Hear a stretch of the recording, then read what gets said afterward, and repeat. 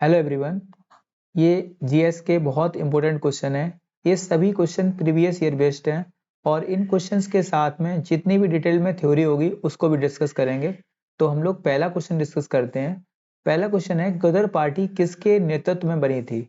तो गदर पार्टी बनी थी लाला हरदयाल के नेतृत्व में। ध्यान रखेंगे, लाला हरदयाल के नेतृत्व में 1913 में ये पार्टी बनती है और इस पार्टी का गठन होता है सैन फ्रांसिस्को, जो कि यूएसए में स्थित है। ठीक है। दूसरा क्वेश्चन है, महात्मा गांधी को कैसर ए हिंद की उपाधि से कब नवाजा गया था? तो देखिए, 1915 में जब गांधी जी लौट कर आते हैं, कहां से? साउथ अफ्रीका से। 9 जनवरी 9 जनवरी 1915 को गांधी जी साउथ अफ्रीका से वापस आते हैं। और जब गांधी जी वापस आते हैं 9 जनवरी को, तो इसी दिन को हम लोग क्या सेलिब्रेट करते हैं? तो सेलिब्रेट करते हैं प्रवासी भारतीय दिवस। ध्यान रखें, कौन सा? प्रवासी भारतीय दिवस। ठीक है। इसके अलावा आप लोग ध्यान रखेंगे, गांधी जी से बहुत सारे क्वेश्चन बनते हैं। जैसे सबसे पहला क्वेश्चन है कि गांधी जी का बर्थडे कब होता है? तो 2 अक्टूबर 1869 को इनका जन्म होता है। ध्यान रखेंगे, 2 अक्टूबर को ही हम लोग क्या सेलिब्रेट करते हैं? तो अंतरराष्ट्रीय अहिंसा दिवस। ध्यान रखेंगे, ठीक है। गांधी जी के और भी क्वेश्चन बनते हैं, जैसे इनके पिता का नाम क्या था? तो इनके पिता का नाम था करमचंद गांधी, माता का नाम था पुतली बाई। ठीक है, बहुत सारे क्वेश्चन बनते हैं। ठीक है। और इसके अलावा इनकी मृत्यु से पूछ लेगा, तो इनकी मृत्यु आप जानते हैं 30 जनवरी 1948 को इनको गोली मार देते हैं नाथूराम गॉडसे। ठीक है। हालांकि इनका विवाह कस्तूरबा गांधी से 1883 में हुआ था, जो कि बहुत बाल्यावस्था में इनका विवाह हो गया था। पुत्र इनके 4 थे, हरिलाल, मणिलाल, देवदास और रामदास। ठीक है। नाम हम कहीं लिख दें क्या? आप देखिए, हरिलाल, मणिलाल, ठीक है, ये क्वेश्चन आया हुआ है। मणिलाल, रामदास और देवदास। ठीक है, रामदास और देवदास। एक क्वेश्चन यहीं से बनता है कि तो फिर 5वें पुत्र किनको कहा गया है गांधी जी का? तो वो थे जमुनालाल बजाज। ठीक है, कौन थे? जमुनालाल बजाज। ठीक है। इनको भी एक उपाधि दी गई थी अंग्रेजों की ओर से, राय बहादुर की। तो इन्हें राय बहादुर जमुनालाल बजाज भी बोल सकते हैं। एक और बात ध्यान रखना कि इनको ये पुत्र मानते थे नहीं, थे 4 ही पुत्र, हरिलाल, मणिलाल, रामदास और देवदास। ठीक है। ये क्वेश्चन सारे के सारे ध्यान रखोगे। एक क्वेश्चन और यहीं से बन जाएगा कि इनके राजनीतिक गुरु कौन थे? तो राजनीतिक गुरु थे इनके गोपाल कृष्ण गोखले। ठीक है। गोपाल कृष्ण गोखले 1905 के अधिवेशन में कांग्रेस के अध्यक्ष भी बने थे। ठीक है। तो गोपाल कृष्ण गोखले का नाम भी आप लोग ध्यान रखना। ठीक है। अब हम लोग आगे बढ़ते हैं। इसके बाद तीसरा क्वेश्चन है, एनी बेसेंट ने होम रूल लीग की स्थापना कब और कहां की थी? देखिए, होम रूल लीग की स्थापना 1916 सितंबर में। देखिए, होम रूल लीग की बात आएगी तो होम रूल लीग की पहले स्थापना किसने की थी? तो थे बाल गंगाधर तिलक जी। ठीक है, तिलक जी ने की थी स्थापना इसकी पहले। इसके बाद स्थापना की इन्होंने किसने? एनी बेसेंट ने। ठीक है, एनी बेसेंट ने। जब एनी बेसेंट जी ने स्थापना की तो इन्होंने स्थापना की थी मद्रास में, लेकिन तिलक जी ने स्थापना की थी पुणे में। कहां पे? पुणे में। ठीक है। लेकिन फेमस किसकी हुई थी? तो एनी बेसेंट वाली। ठीक है, ध्यान रखेंगे। और इनकी ध्यान रखोगे 1916 में ही दोनों की स्थापना हुई थी। स्वशासन के लिए बाल गंगाधर तिलक ने किस संस्था की स्थापना की थी? स्वशासन के लिए, यानी कि होम रूल लीग के लिए, इसको हिंदी में बोलते हैं स्वशासन। तो ध्यान रखोगे, किस संस्था की स्थापना की थी? तो होम रूल लीग की स्थापना की थी। और इसकी स्थापना कब की थी? 1916 में, जो कि पुणे में इसकी स्थापना हुई थी। मैं पीछे वाला क्वेश्चन जो बताया है सेम टू सेम क्वेश्चन है। ठीक है। एक बार देख लीजिए, लाला हरदयाल ने 1913 में गदर पार्टी की स्थापना की थी सैन फ्रांसिस्को यूएसए में। ये लाला हरदयाल जी की फोटो है। ठीक है। केसर ए हिंद की उपाधि दी गई थी गांधी जी को 1915 में। ठीक है। बहुत सारी गांधी जी को उपाधियां मिली थी। आप लोग चाहें तो आप लोग एक बार सुन लीजिए। जैसे एक उपाधि है भर्ती करने वाला सार्जेंट। तो ये प्रथम विश्व युद्ध में जब इन्हें कहा गया ये, तभी उसके बाद अंग्रेजों ने इनको उपाधि दी थी केसर ए हिंद की। ठीक है। तो इंडियंस जो थे उन्होंने कहा था भर्ती करने वाला सार्जेंट। ये इंडियंस ने कहा था, कब कहा था? जब फर्स्ट वर्ल्ड वॉर चल रहा था, तो उस समय गांधी जी 1915 में इंडिया में आते हैं और गांधी जी कहते हैं कि अंग्रेजों की सेना में भर्ती हो जाइए जिससे हमें ये आजादी दिलवाएंगे। और गांधी जी को अंग्रेजों ने केसर ए हिंद की उपाधि से नवाजा था। ठीक है, एक बात ध्यान रखना, जो कबाली लोग थे इनको मलंग बाबा कहा है। कबाली लोगों ने गांधी जी को क्या कहा? मलंग बाबा कहा है। क्या कहा है? मलंग बाबा।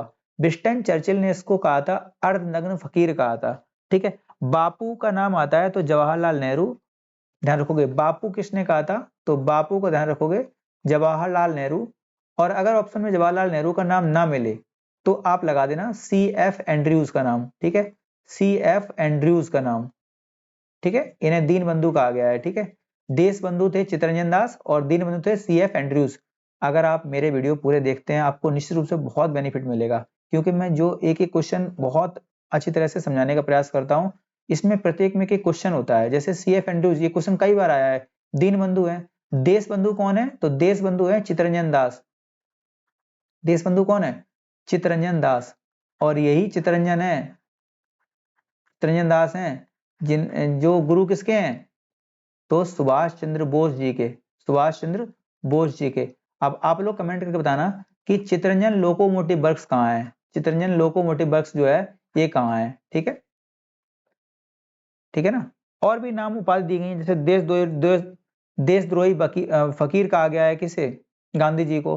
ठीक है, और राष्ट्रपिता किसने कहा था पूछ लेगा तो सुभाष चंद्र बोस जी का नाम लगा देना।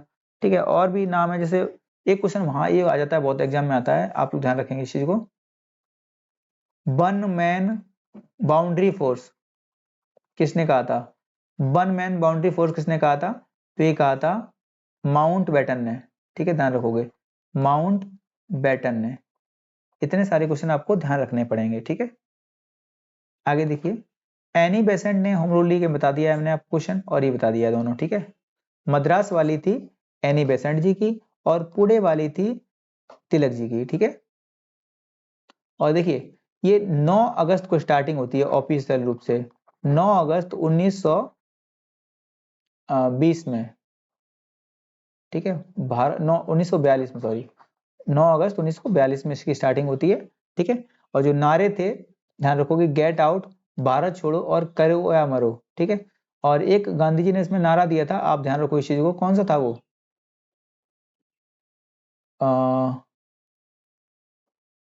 इस पे लिखा था भारत छोड़ो, भारत छोड़ो। और गांधी जी नारा दिया इसमें करो या मरो। भारत छोड़ो जो था ये यूसुफ मेहर अली एक व्यक्ति थे जिन्होंने दिया था। ठीक है, आप ध्यान रखोगे। आगे देखिए, लोकसभा के चुनाव क्षेत्रों का परिसीमन किस वर्ष की जनगणना के बाद किया जाएगा? देखिए एक क्वेश्चन ध्यान रखना कि जो परिसीमन का जो आर्टिकल है, मैंने आपको बताया कई बार, ये आर्टिकल नंबर 82 में जिक्र किया गया है। इस 82 नंबर आर्टिकल के तहत साफ साफ कहा गया है कि प्रत्येक जनगणना के बाद परिसीमन होना चाहिए। लेकिन अगर प्रत्येक जनगणना के बाद परिसीमन होगा तो जो लोकसभा में जो बैठने की जगह है वो हमेशा कम या ज्यादा पड़ती रहेगी। इसलिए क्या होगा कि ये जो परिसीमन है ये संसद तय करेगी या फिर सुप्रीम कोर्ट में ये तय होगा, या कि परिसीमन कब होगा। हालांकि ये संसद ही तय करती है परिसीमन कब होगा। तो इसमें साफ साफ कहा गया है कि 2026 में संख्या बढ़ाई जाएगी, लेकिन 2001 की जनगणना के आधार पर ये किया जाएगा। ठीक है, तो अब देखिए उस समय जो जनगणना हुई है तो आप ध्यान रखोगे कि करीब करीब 120 करोड़ जनसंख्या थी हमारी, तो लगभग 1200 के आसपास सांसद हमारे पास होंगे। कब? 2026 में। लेकिन ये परिसीमन होगा 2001 की जनगणना पे, लेकिन होगा 2026 में और आर्टिकल नंबर 82 के तहत होगा। ठीक है, आप यहां देख लीजिए कि मैंने दिया हुआ है कि देखिए अभी लोकसभा में सीटें कितनी है, तो लगभग कितनी है? 545 है। ठीक है, 550 मैक्सिमम है, 550। लेकिन बाद में कितनी हो जाएंगी? तो हो जाएंगी 753। जैसे यूपी में कितनी सीटें हैं? 80, हो कितनी जाएंगी? 128। तो ये बहुत बड़ा डिफरेंशिएट आने वाला है। ठीक है, आगे देखिए, भारतीय स्वतंत्रता संघर्ष के दौरान किसने द इंडियन सोशियोलॉजिस्ट नामक पत्रिका प्रारंभ की थी? तो ये थे श्यामजी कृष्ण वर्मा जी। ठीक है। थियोसॉफिकल सोसाइटी की स्थापना 1875 में हुई थी। पहला क्वेश्चन तो यही है। और इसकी स्थापना किसने की थी? तो दो व्यक्ति थे, एक थे कर्नल अलकाट और दूसरे व्यक्ति थे मैडम ब्लाटवर्स्की। ठीक है। तो मैडम ब्लाटवर्स्की और कर्नल अलकाट, इन दो व्यक्तियों ने इसकी स्थापना की थी। एक क्वेश्चन ध्यान रखना कि इस संस्था का इंटरनेशनल मुख्यालय कहाँ बनाया गया था? तो इसका मुख्यालय बनाया गया था अड्यार में। अड्यार जगह पड़ती है तमिलनाडु, चेन्नई में। ठीक है, अड्यार में। और इसकी स्थापना कब की थी? 1882 में। और इसी संस्था से बाद में एनी बेसेंट भी जुड़ जाती हैं। ठीक है। इंडिया की हालांकि हेड ही यही होती हैं, एनी बेसेंट। ठीक है, आगे देखिए। प्रथम लोकसभा चुनाव में कितने राजनीतिक दलों ने राष्ट्रीय दल के रूप में मान्यता दी गई थी? तो आपको ध्यान रखना पड़ेगा, राष्ट्रीय दल के लिए शर्तें होती हैं कुछ, आप उनको पढ़ेंगे पॉलिटी में। लेकिन यहाँ देखिए कि पहले चुनाव में कितने दल को मान्यता दी गई थी? तो 14। अब पूछ लेगा कि प्रेजेंट टाइम में कितने दल हैं? तो 6 दल हैं जिनको राष्ट्रीय दल के रूप में मान्यता दी गई है चुनाव आयोग के द्वारा। और चुनाव आयोग का आर्टिकल कौन सा है? तो 324। ठीक है। अब देख लीजिए कौन कौन सी वो पार्टियां हैं, 6। देखिए, सबसे पुरानी पार्टी है कांग्रेस पार्टी। 28 दिसंबर 1885 को इसकी स्थापना होती है कांग्रेस की। और आपको पता है कि इसकी स्थापना किसने की थी? तो इसकी स्थापना का श्रेय जाता है एलन ऑक्टेवियन ह्यूम को। ठीक है, एक अंग्रेज सैन्य अधिकारी था जिसने इसकी स्थापना की थी। हालांकि अब वो कांग्रेस नहीं है जो पुरानी वाली कांग्रेस थी। और जो कांग्रेस का प्रतीक चिन्ह है वो है हाथ का पंजा। ठीक है। दूसरी पार्टी आती है जो बहुत बड़ी पार्टी है, वो आती है 6 अप्रैल 1980 को बनती है बीजेपी पार्टी। इसको बोलते हैं भारतीय जनता पार्टी। और आप जानते हैं इसकी स्थापना का श्रेय जाता है अटल बिहारी वाजपेयी और जो आडवाणी जी हैं। ठीक है, इसको, इन दोनों लोगों को इसका श्रेय जाता है। वो और भी लोग हैं बहुत सारे जो लोग इसकी श्रेय जाते हैं, लेकिन इन दो लोग का इस पार्टी के लिए बहुत लीड रोल रहा है। और 2024 में, ध्यान रखोगे, 2024 में इन्हें भारत रत्न से सम्मानित किया गया है। और अटल जी तो पहले ही भारत रत्न सम्मानित हैं 2015 में। ठीक है, ध्यान रखेंगे इस चीज को। ठीक है। और भारतीय कम्युनिस्ट पार्टी, जिसे मार्क्सवादी बोलते हैं, माकपा, इसकी स्थापना होती है 7 नवंबर 1964 को। ये तीसरी पार्टी है।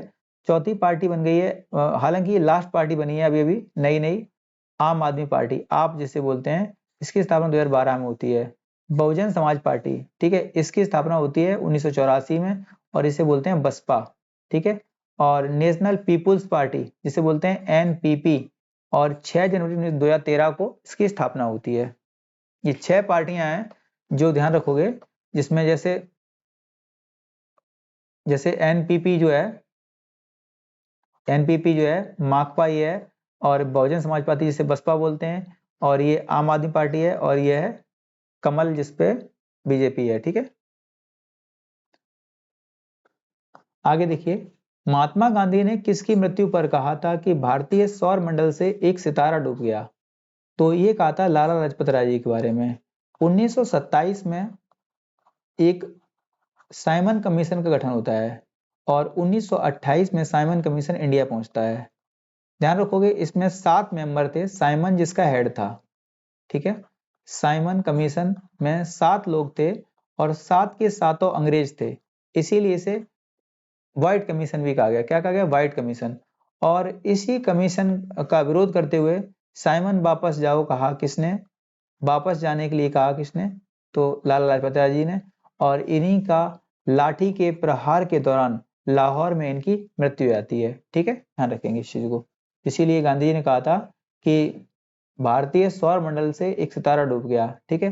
हालांकि इसके बाद जो जेपी सैंडर्स था, इसकी हत्या की थी किसने? तो भगत सिंह, सुखदेव और राजगुरु जी ने। ठीक है, ध्यान रखेंगे। इसी के बाद उन्हें इन्हीं के जो मृत्यु के जुर्म में फांसी हुई थी उनको। ठीक है। आगे देखिए, बाल गंगाधर तिलक को भारतीय असंतोष का जनक किसने कहा था? तो ये कहा था वैलेंटाइन्स रोल ने।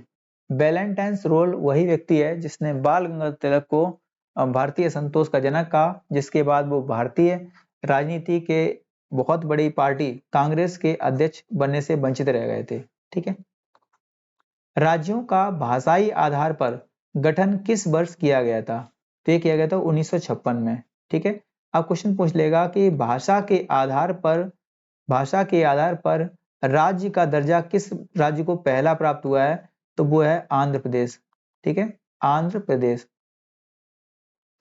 हुआ क्या कि जैसे ही देश में संविधान लागू होता है, उसके बाद से ही संविधान के जो भाषा के आधार पर राज्यों के बनाने के लिए मांग उठने लगी। ठीक है। तो सरकार ने टाइम पे बहुत सारे आयोग बनाए। हालांकि सबसे बाद में क्या हुआ कि एक व्यक्ति थे जिनका नाम था पोटी श्रीरामल्लू, जिसने 56 दिन की भूख हड़ताल की, और 56 दिन की भूख हड़ताल के बाद इस व्यक्ति की मृत्यु हो जाती है। ठीक है, पोटी श्रीरामल्लू की। जब इनकी मृत्यु हो जाती है तो वहां की जनता भड़क गई, और जनता जब भड़की तो उसके बाद आनन फानन में 1 अक्टूबर 1956 को जवाहरलाल नेहरू के द्वारा पहला भाषा के आधार पर बनने वाला राज्य घोषित करना पड़ा, किसे? आंध्र प्रदेश को। उसके बाद 7th अमेंडमेंट लाए, और एक जो कमीशन था जिसे बोला गया फजल अली आयोग, उसकी सिफारिशों को स्वीकार करने के बाद 7th अमेंडमेंट लाने के बाद भाषा के आधार पे राज्य बनाए तो, लेकिन उसमें साफ साफ शर्त कर दी कि भाषा के आधार पे राज्य तो बनेगा, लेकिन किसी भी राज्य में एक भाषा एक राज्य में नहीं चलेगी। मतलब ऐसा नहीं होगा कि जिस राज्य में जो भाषा बोलने वाले हैं वही रह सकते हैं, दूसरा व्यक्ति नहीं रह सकता है। ठीक है, तो आप ध्यान रखेंगे। ठीक है, 1956 में आया था, और इसके तहत 14 राज्य बने थे और 6 यूटी बनी थी। बाल गंगाधर तिलक को लोकमान्य की उपाधि किस आंदोलन के दौरान दी गई थी? तो आप ध्यान रखेंगे, जब होम रूल लीग चलाई गई थी 1916 में, तो 1916 में इसी के बाद कहा गया था लोकमान्य। ठीक है, किसे? बाल गंगाधर तिलक जी को। आगे देखिए, भारतीय संविधान में किस अनुच्छेद को संविधान की आत्मा के नाम से जाना जाता है? तो ये आर्टिकल नंबर 32 है। आप यहाँ ध्यान रखोगे, संविधान की आत्मा किसके अकॉर्डिंग? तो बाबा साहब भीमराव अंबेडकर के अकॉर्डिंग। ठीक है, भीमराव अंबेडकर जी जो थे,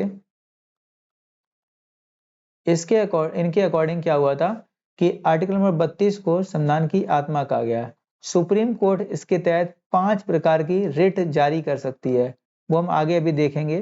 जैसे देख लीजिए कौन कौन सी रिट होती हैं। तो पहली होती है बंदी प्रत्यक्षीकरण, जिसे बोलते हैं हैबियस कॉर्पस। दूसरी होती है परमादेश, जिसे बोलते हैं मैंडेमस। और तीसरी होती है प्रतिषेध, जिसे बोलते हैं प्रोहिबिशन। चौथी होती है उत्प्रेषण, जिसे बोलते हैं रिट ऑफ सर्चुरी। और पांचवी होती है अधिकार परीक्षा, जिसे बोलते हैं क्वा वारंटो। ठीक है, आगे देखिए, अलीगढ़ आंदोलन के संस्थापक कौन थे? तो अलीगढ़ आंदोलन के संस्थापक थे सर सैयद अहमद खान। ठीक है, इनकी विचारधारा कांग्रेस के हमेशा विपरीत रही है, ध्यान रखेंगे। ठीक है, आगे देखिए, किस अधिवेशन में कांग्रेस के नरम दल और गरम दल में एकता हो गई थी? देखिए, पहली बात तो कांग्रेस का नरम दल और गरम दल क्या है? तो आप ध्यान रखोगे, कांग्रेस के ऐसे लोग जो अपनी बात को सहजता से क्या करते हैं, अंग्रेजों के सामने रखते हैं और बोलते हैं, और अगर वो स्वीकार करते हैं तब भी ये लोग कुछ नहीं करते हैं, तो इन्हें बोलते हैं नरम दल। ठीक है, इसमें जैसे व्यक्ति आते हैं, दादा भाई नौरोजी आते हैं। ठीक है, और फिरोज शाह मेहता आते हैं इसमें। ठीक है, और भी नेता मोतीलाल नेहरू जैसे, गांधी वगैरह जितने भी आते हैं, सब आते हैं किसमें? नरम दल में। लेकिन गरम दल में तो नाम आता है लाला लाजपत राय का, बिपिन चंद्र पाल का। ठीक है, और आता है बाल गंगाधर तिलक का। ठीक है, बाल गंगाधर तिलक का। तो ये 3 नाम आते हैं। इसके बाद आता है बिपिन चंद्र पाल का, बिपिन चंद्र पाल का। तो ये ध्यान रखेंगे इस चीज को। ठीक है, और तो इन्हीं लोगों को मतलब कि एक चीज देखी जाएगी कि इनका विघटन कब हुआ था? तो ये 1907 का अधिवेशन था। 1907 का जो अधिवेशन था, जिसे हम लोग बोलते हैं सूरत कॉन्फ्लिक्ट, सूरत का अधिवेशन, और इसकी अध्यक्षता की थी रास बिहारी घोष ने। ठीक है, रास बिहारी घोष ने इसकी अध्यक्षता की थी, और इसी अधिवेशन में क्या हुआ था कि कांग्रेस का जो नरम दल था और गरम दल था वो टूट जाते हैं, ठीक है। नरम दल और गरम दल में लड़ाई हो जाती है, लेकिन इसी को मिलाने के लिए 1916 का अधिवेशन होता है और इस अधिवेशन में मेन लीड रोल में भूमिका निभाई थी बाल गंगाधर तिलक जी ने और एनी बेसेंट ने। और इसमें नरम दल, कांग्रेस का नरम दल और गरम दल और मुस्लिम लीग, इन तीनों को एक संगठन, एक जगह ले आए थे, इसलिए कहा गया है लखनऊ सेशन। ध्यान रखोगे 1916 में हुआ था और इसकी अध्यक्षता की थी अंबिका चरण मजूमदार ने, अंबिका चरण मजूमदार ने, ठीक है, ठीक है। और 1917 में इसके बाद इसी का गिफ्ट दिया गया था एनी बेसेंट को, जो कि भारतीय कांग्रेस की प्रथम महिला बनने वाली, भारतीय महिला नहीं, प्रथम महिला बनी थी। हालांकि भारतीय महिला बोल देगा तो 1925 में सरोजिनी नायडू बनती हैं, ठीक है। एनी बेसेंट बनती हैं 1917 में और सरोजिनी नायडू बनती हैं कब, 1925 में, जो कि कानपुर का अधिवेशन था, ठीक है। आप लोग कमेंट करके बताना वीडियो कैसा लगा है। अगर वीडियो आप पूरा देखेंगे तो आपको निश्चित रूप से बहुत बेनिफिट मिलेगा। ये वीडियो बहुत अच्छा वीडियो है, ठीक है। थैंक यू दोस्तों।